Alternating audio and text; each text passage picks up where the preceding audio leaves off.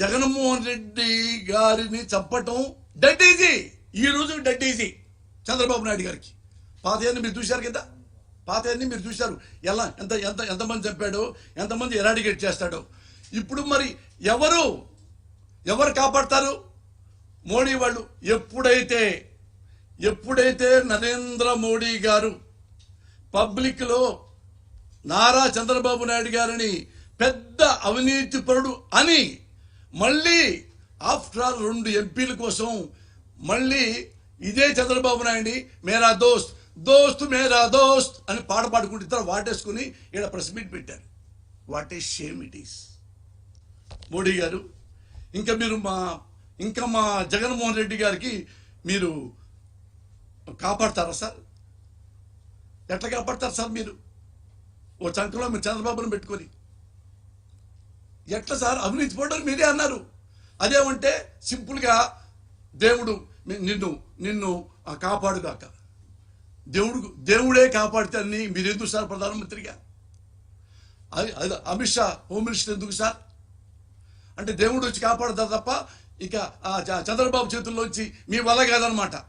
మీ వల్ల కాదనే మీరు మాట్లాడలేరనే, మీకు చంద్రబాబు నాయుడు అంటే భయం అనే నేను ఒక మహానుభావుడిని నేను వేడుకుంటున్నా, లెటర్ రాయిపోతున్నా. ఆ మాటే భారతదేశ సర్వోన్నత న్యాయస్థానంలో అధిపతి, supreme court chief justice Shri Shri Shri Chandrachud గారు.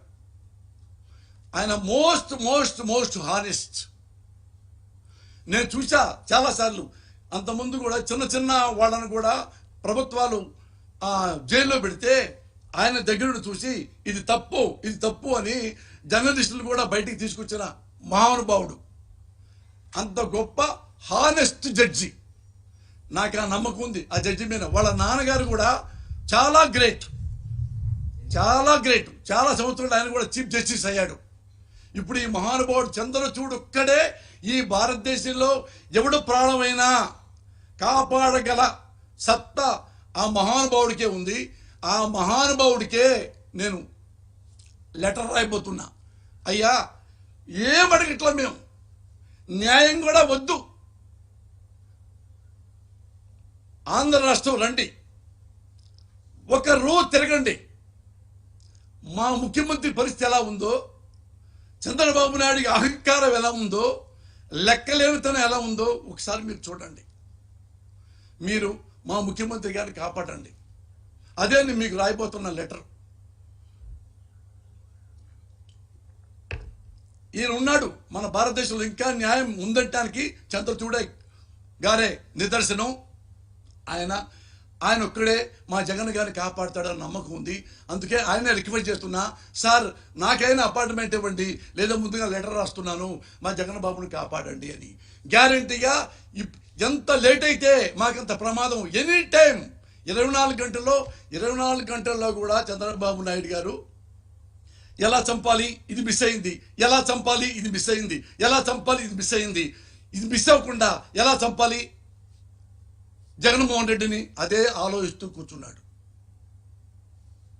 అర్థమైందా? అందుకని నేనేమంటున్నా అంటే ఆంధ్రదేశ ప్రజల్ని దయచేసి ఇలాంటి దుర్మార్గుడికి, ఏది ఎన్టీ రామారావు చంపిన దుర్మార్గుడికి, రంగాన్ని చంపిన దుర్మార్గుడికి 23 సిగ్గు లేకుండా పబ్లిక్గా జగన్మోహన్ రెడ్డిని సైకో అని, జగన్మోహన్ రెడ్డి రౌడీ అని, జగన్మోహన్ రెడ్డిని అవినీతిపడని చెప్పి ఆయన ప్రజలు ఇచ్చిన 23 ఎమ్మెల్యేని నువ్వు సిగ్గు లేకుండా మొదలుపెట్టి కొని ఇంకా అతని మీద నువ్వు అవినీతి పడని చెప్తావా? పబ్లిక్గా దండలు బేరేసి. అలాంటి వాడు గుర్తుపెట్టుకున్నమ్మా ప్రజలు, ముఖ్యంగా పేద ప్రజలు. మీరు అతను ఏవైనా చేస్తాడు. ఏది హైదరాబాద్లో కనుక ఇట్లాంటి వాడే, చంద్రబాబు లాంటి వాడే ఒక డైలాగ్ చెప్పాడు, హైదరాబాదులో అన్నీ ఉన్నాయి, రైలు మార్గం ఉంది, బస్సు మార్గం ఉంది, విమాన మార్గం ఉంది, సముద్ర మార్గం లేదు. అందుకని నాకు ఓటేస్తే హైదరాబాద్కి సముద్రాన్ని తీసుకొస్తా.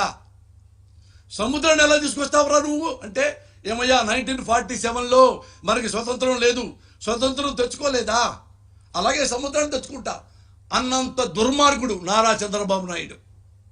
గుర్తుపెట్టుకో, ఏ ఒక్క హామీలు నమ్మొద్దమ్మా.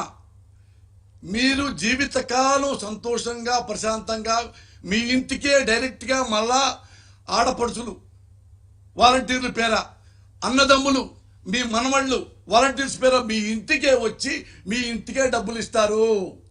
మీరు జగన్మోహన్ రెడ్డి గారికే ఓటు వేయండి. ఆయన గెలిస్తేనే మీ జీవితాలు బాగుపడతాయి. అబోవ్ ఆల్ ముస్లిం సోదరులకు చెప్తున్నా, ముస్లిం సోదరులారా, నేను ఈ కులాల గురించి మతాల గురించి మీకు చెప్పదలుచుకోవాలా.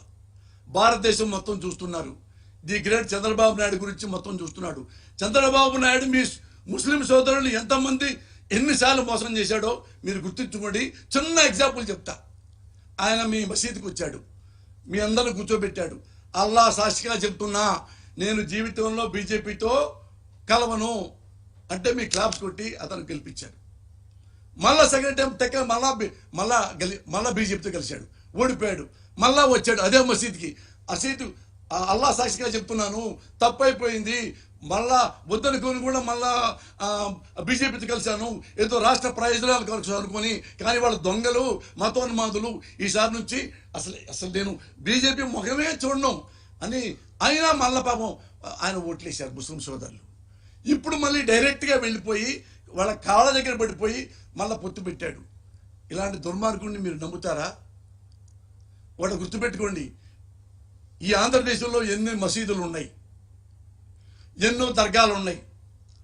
ఇతనే ఏం చేస్తాడు చెప్పంటారా?